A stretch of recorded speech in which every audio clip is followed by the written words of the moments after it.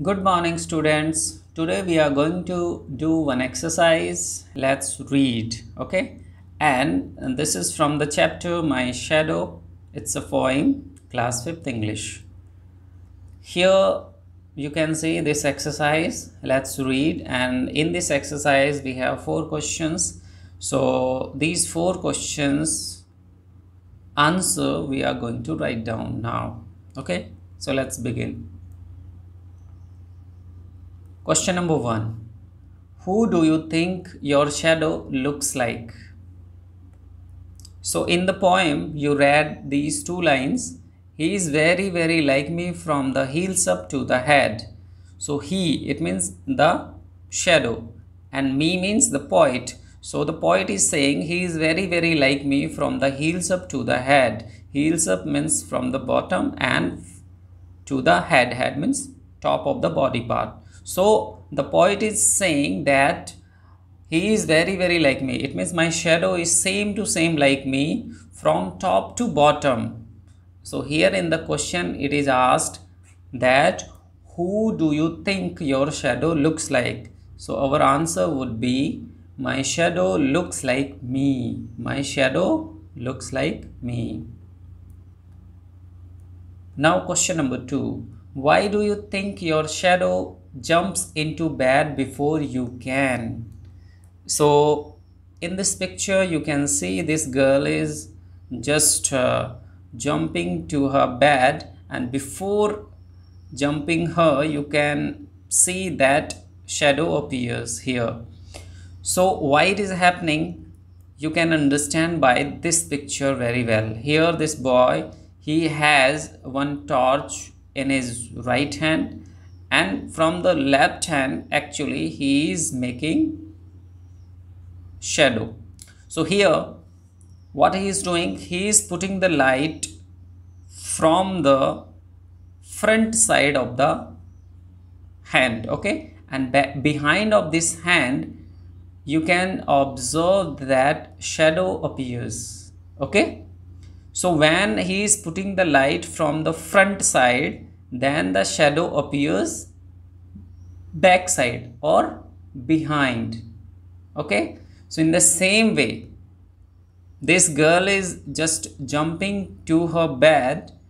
I think shadow appears here. Now you can observe, I think the bulb is back side of this girl. The bulb is available behind of this girl here in this wall.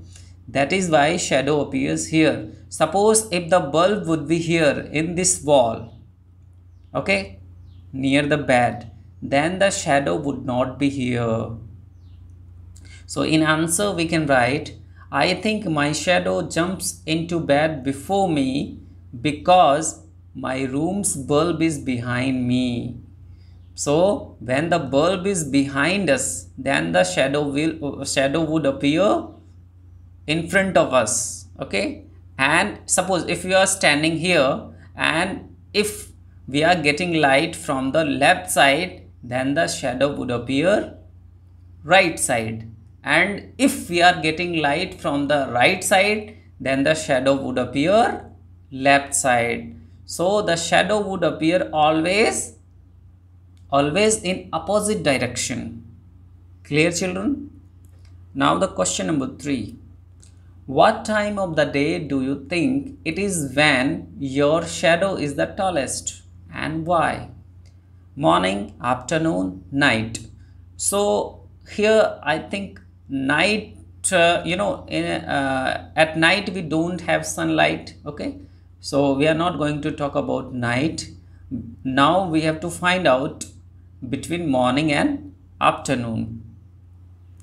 So I think my shadow is the tallest in the morning because the sun is far away from us than in the afternoon. So when in the morning you can observe our shadow is the taller compared to afternoon. Why? Because during afternoon the sun just above of us, okay, the sun is just above of us. That is why the shadow appears very shorter. during the afternoon, but in the morning the sun is just very far from us, and actually the sun is just parallel to us. Okay, so that is why in the morning the sun is very far and it is a parallel also.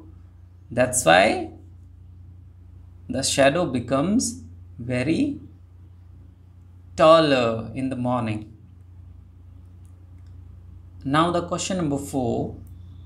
Read the lines from the poem and answer the following. He is very, very like me, from the heels up to the head. Okay. So now the question number 1. Who does he refer to? So here actually he is for whom. Okay. So here he refers to the shadow. So we can write he refers to the shadow. Now the question number 2.